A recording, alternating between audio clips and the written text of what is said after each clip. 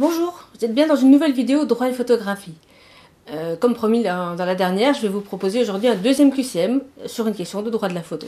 Donc à tout de suite.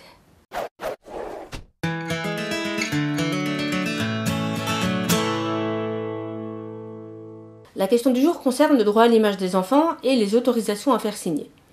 Prenez l'hypothèse suivante, vous êtes photographe, que ce soit amateur ou professionnel. Vous avez fait la photo d'un enfant, et comme vous êtes très prévoyant et que vous avez l'habitude de lire mes conseils, enfin d'écouter ou de lire mes conseils, vous avez préparé une belle autorisation d'image à faire signer aux parents.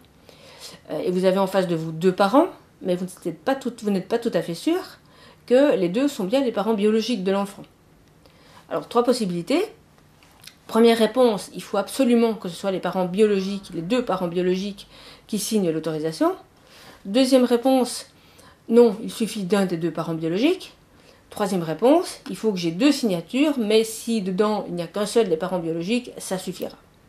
Et pendant que je vous laisse réfléchir à ça, je vous donne une autre info sur une autre formation qui va arriver. Pendant que vous réfléchissez à ma question, moi je vous dis quelques mots d'une conférence et d'une formation qui se dérouleront le 14 et le 15 juin à Strasbourg. C'est organisé par une société qui s'appelle Drone Session, mais je ne vous parlerai pas que de photos aériennes, au contraire, il y aura plein de sujets. Ça se passe en 1 jour et demi. Alors le premier jour, le 14, c'est l'après-midi, une conférence sur le droit à l'image qui est ouverte à tous, amateurs ou pros. Et le 15, c'est plutôt orienté professionnel, une journée complète cette fois-ci sur différents sujets qui intéresseront à la fois les artisans photographes et les auteurs photographes. Ça dépend un peu des sujets, mais il y a un peu de tout. Et donc c'est vraiment là une journée entière de formation qui peut potentiellement être prise en charge d'ailleurs dans le cadre de votre droit individuel à la formation. Donc je vous mets toutes les infos en dessous de cette vidéo et puis j'espère vous y voir nombreux. N'hésitez pas à contacter l'organisateur assez tôt pour qu'il puisse confirmer la conférence en fonction du nombre de participants.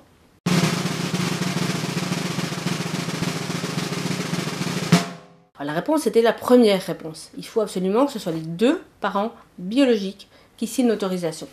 Parce que la jurisprudence considère que ce n'est pas un acte usuel d'autorité parentale par rapport à l'enfant et que c'est une décision importante qui doit être prise à deux. Alors vous me direz que ce n'est pas toujours évident, parce que vous ne pouvez pas vous enquêter sur la situation matrimoniale des gens qui viennent vous voir. Alors soit vous avez un parent tout seul, et là il est clair qu'il faut demander l'autorisation de l'autre, mais si vous avez deux parents, enfin deux adultes devant vous, c'est pas forcément à vous d'aller enquêter sur leur situation familiale précise.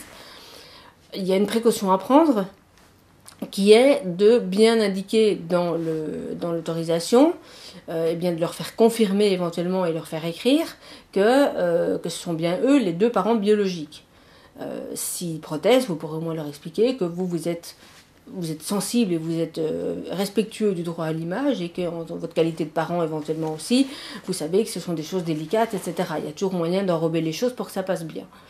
Et si jamais vraiment on vous indique, oui on est les parents biologiques, qu'en réalité pour un des deux en tout cas c'est pas le cas, eh bien vous aurez au moins un document où vous pourrez expliquer aux vrais parents qui vous a attaqué après, ou qui vous a demandé des comptes, ben regardez, moi je suis désolée, je ne pouvais pas enquêter plus, je leur ai demandé de confirmer qu'ils étaient bien les parents biologiques, ils l'ont fait, je ne pouvais pas aller beaucoup plus loin. Et donc vous pouvez au moins vous retourner contre celui qui s'est prétendu parent biologique et qui n'était pas. Pour aller beaucoup plus loin sur les questions, parce qu'il y a aussi d'autres situations où par exemple un des deux parents est décédé, etc., vous trouverez plein d'infos dans l'ouvrage qui s'appelle Checklist photographie d'enfants, droits et devoirs, que je mets là à côté de moi, qui est un livre qui se présente comme un livre dont vous êtes le héros, qui est très ludique en fait, et où vous pourrez trouver rapidement les réponses à toutes les questions sous une forme assez visuelle, donc c'est assez pratique. Et je vous ai fait dedans, notamment au sujet de la question d'aujourd'hui, une sorte de tableau avec les principales situations qui peuvent se rencontrer dans des cas comme ça. Voilà, mais donc pour les photos d'enfants, il y a plein de questions qui peuvent se poser, mais vous en saurez beaucoup plus avec ça. Voilà, donc j'espère que ce deuxième QCM vous a plu, n'hésitez pas à faire tourner, et puis à très bientôt pour d'autres vidéos. Au revoir.